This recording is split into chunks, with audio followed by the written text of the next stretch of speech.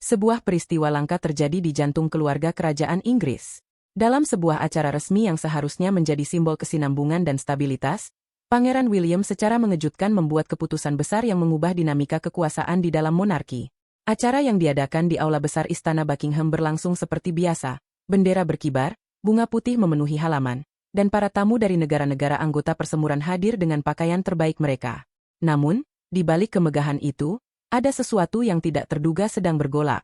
Pangeran William, yang awalnya hanya diminta menyampaikan berbagai pidato singkat, tiba-tiba memilih untuk berbicara sendiri tanpa didampingi Raja Charles atau Camilla. Permintaan ini sudah menimbulkan tanda tanya di kalangan staf istana. Saat tiba-tiba berbicara, William tampil tenang namun penuh keyakinan. Ia membicarakan warisan monarki, tapi juga menekankan pentingnya perubahan. Menurutnya, mahkota harus lebih dekat dengan rakyat, bukan sekedar menjadi simbol yang tinggi di atas. Dalam pidato yang tidak tercantum dalam skrip resmi, William mengumumkan pembentukan sebuah dewan penasihat baru yang akan menjalankan fungsi kerajaan dengan pendekatan transparan, pengabdian, dan kepemimpinan bersama. Yang mengejutkan, ia menyebut nama Putri Anne, Pangeran Edward, dan Catherine, Putri Wales, akan memiliki peran lebih besar dalam tugas-tugas resmi, tidak hanya sebagai simbol, tetapi juga dalam struktur organisasi kerajaan. Lalu datanglah momen paling mencengangkan. Dengan izin dari Raja, William mulai mengambil alih sebagian besar tugas publik harian monarki, baik di dalam maupun luar negeri. Meskipun ia tidak menyebutnya sebagai regensi, pesan politik dari langkah ini sangat jelas. Menurut seorang komentator kerajaan, ini adalah perubahan yang tenang, tapi revolusioner. Namun, ada satu orang yang tidak disebut sama sekali dalam seluruh pidato tersebut, Camilla. Keheningan itu pun seolah menjadi bahasa tersendiri, dan dampaknya langsung terlihat. Saksi mata melaporkan bahwa Camilla tampak syok, terguncang, dan terlihat kehilangan pegangan haru saat momen itu berlangsung. Langkah Pangeran William, meski dilakukan dengan tenang, telah mengubah arah monarki. Pertanyaan sekarang adalah, apakah ini awal dari era baru yang lebih modern, atau awal dari pergolakan dalam keluarga kerajaan? Setelah pidato mengejutkan Pangeran William yang mengubah struktur dan arah monarki, perhatian publik tidak hanya tertuju pada rencana kerajaan baru, tetapi juga pada sosok yang tidak terlibat di dalamnya. Camilla, permaisuri Inggris. Dalam momen yang seharusnya menjadi bagian dari puncak operator kerajaannya, Camilla justru terlihat seperti dibiarkan di luar skema. Tidak ada pengugasan baru, tidak ada penghargaan simbolis, bahkan ucapan terima kasih pun tidak terdengar. Dan diamnya nama Camilla dalam pidato itu, bagi banyak pengamat, bukanlah suatu kebetulan. Saat William berbicara, mata para hadirin secara alami beralih ke Camilla. Awalnya, ia tetap tenang, mendengarkan dengan saksama. Namun, sedikit demi sedikit, ekspresi mulai berubah. Ia mempererat genggamannya pada acara-acara, matanya bergerak gelisah, tubuhnya tegang. Lalu, tanpa peringatan, ia tampak limbung, bukan pingsan dramatis, tapi cukup nyata untuk membuat panik. Petugas istana langsung bergerak cepat. Raja Charles terlihat bangkit dari tempat duduknya, memanggil nama istrinya dengan cemas. Sorak-sorai kaget terdengar di aula. Kamera masih menyala, merekam setiap detik kejadian yang tak terduga ini.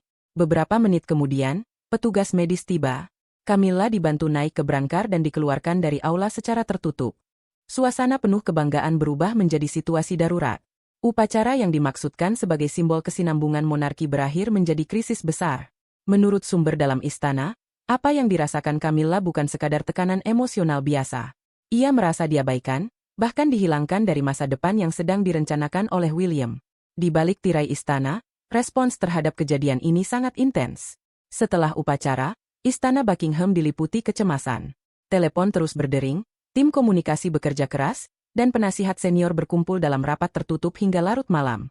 Raja Charles, yang memang sedang menghadapi masalah kesehatan, terlihat benar-benar terguncang. Sebagian menyebut dia tidak siap dengan langkah anaknya sendiri, meski ada juga yang mengatakan dia sudah mendapat peringatan, namun tidak percaya William akan benar-benar melakukannya. Kini, muncul pertanyaan di mana-mana. Apakah ini langkah sengaja dari William untuk menyingkirkan Camilla? Atau ada sesuatu yang terjadi di belakang layar, yang belum bisa diungkapkan ke publik? Seorang staf senior memberikan komentar kepada surat kabar Inggris. William tahu bertahan apa arti pidato itu. Ia tahu siapa yang akan terluka. Tapi dia tetap memilih melakukannya. Ada yang menyebut ini sebagai kepemimpinan yang tegas, ada juga yang mengatakan mengkitan. Yang jelas, keharmonisan di dalam keluarga kerajaan mulai retak. Ada dua jalur yang mulai terbentuk. Satu di belakang Raja Charles, satu lagi di belakang Pangeran William. Di tengah-tengahnya, Camilla terjatuh. Lalu, apa yang sebenarnya mendorong William mengambil langkah sejauh ini? Untuk memahami niat sebenarnya sang pangeran, kita harus kembali ke masa lalu, kepada sosok yang selalu hidup dalam hatinya, Putri Diana. William diketahui sangat dipengaruhi oleh nilai-nilai ibunya, kedekatan dengan rakyat, transparansi, dan kejujuran emosional.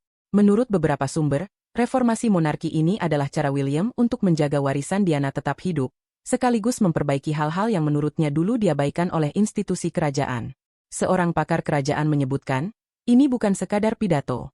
Ini adalah koreksi arah, jawaban sunyi atas segala hal yang Diana perjuangkan dan yang perusahaan abaikan. Langkah William mungkin terdengar tenang, namun dampaknya sangat besar.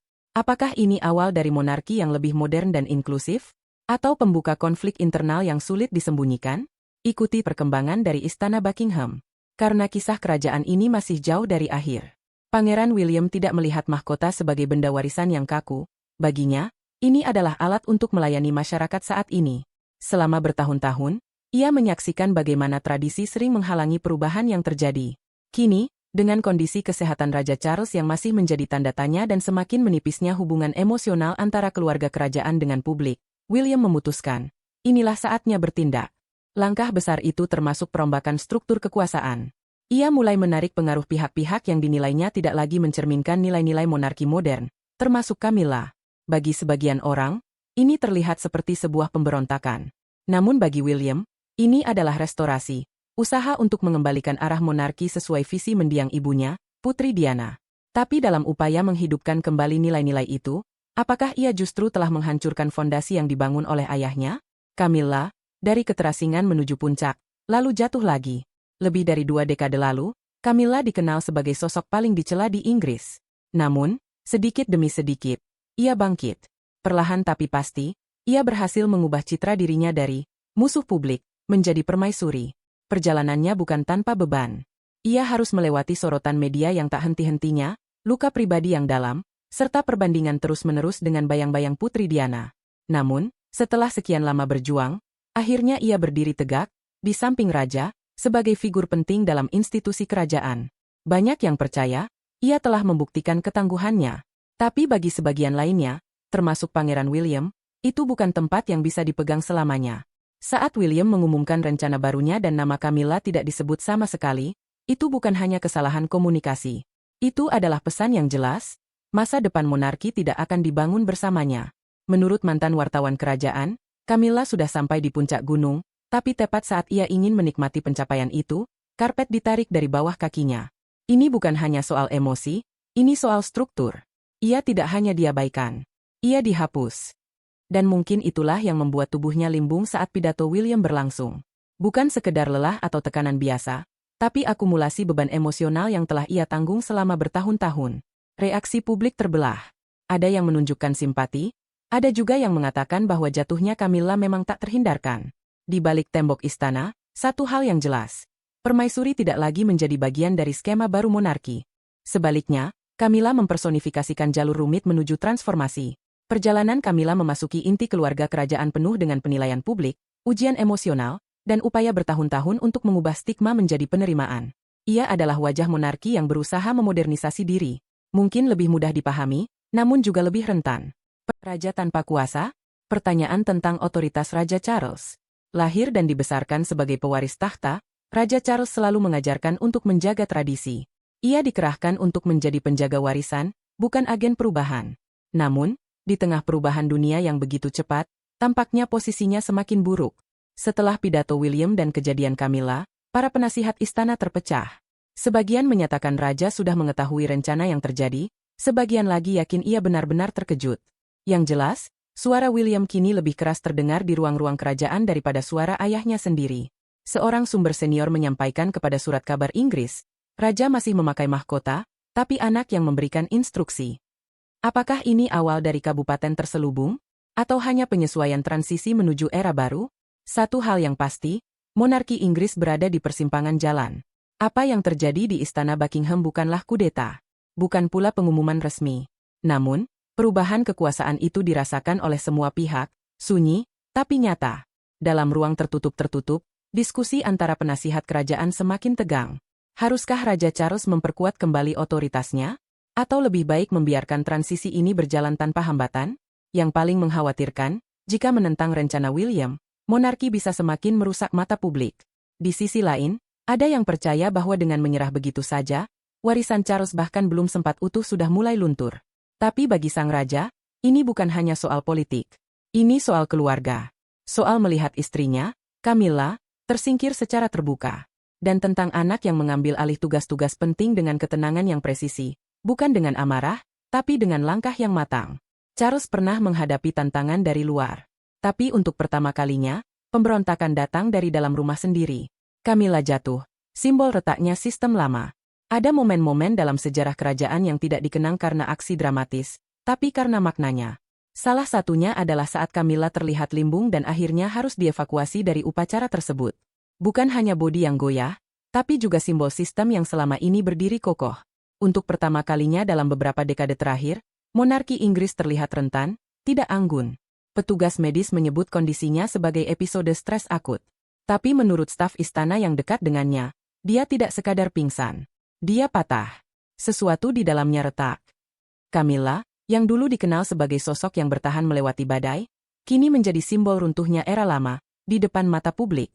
Di media sosial, video kejadian ini menyebar dengan cepat. Tagar seperti Royal Retconning dan Monarchy Shift menjadi trending global. Banyak komentator menyebut ini sebagai akhir dari lama dan dimulainya sesuatu yang baru.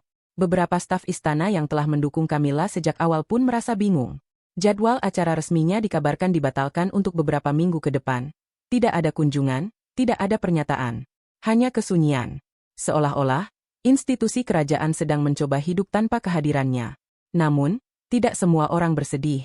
Bagi sebagian besar generasi muda pemantau kerajaan, momen ini adalah hal yang mereka tunggu. Sebuah pengingat dari bayang-bayang masa lalu.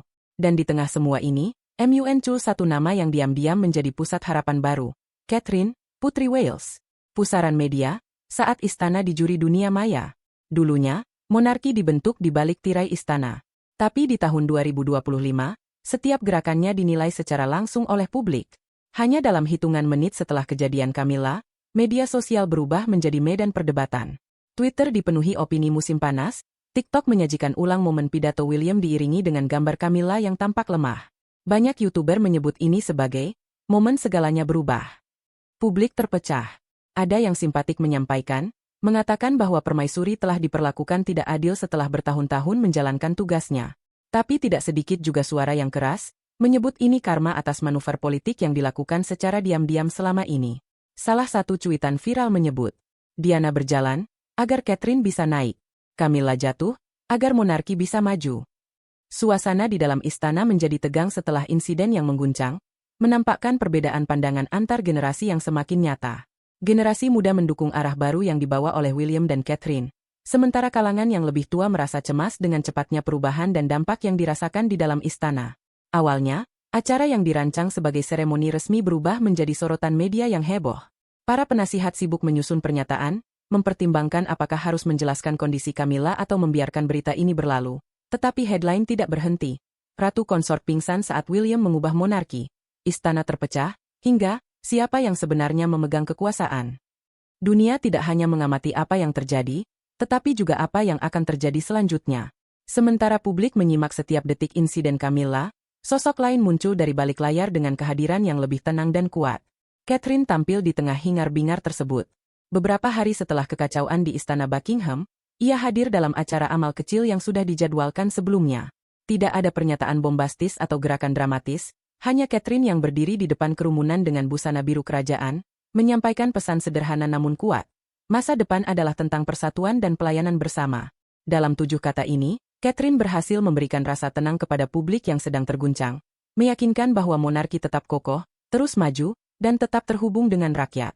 Respons di dunia maya langsung meluas. Klip pidatonya viral. Banyak yang menyebutnya sebagai jangkar tenang keluarga kerajaan, dan bagi sebagian orang, Catherine telah resmi menjalankan takdirnya sebagai calon ratu sekaligus hati publik dari monarki baru. Di balik tembok istana, kehadiran Catherine mengirim pesan yang berbeda, yang tidak bisa diabaikan.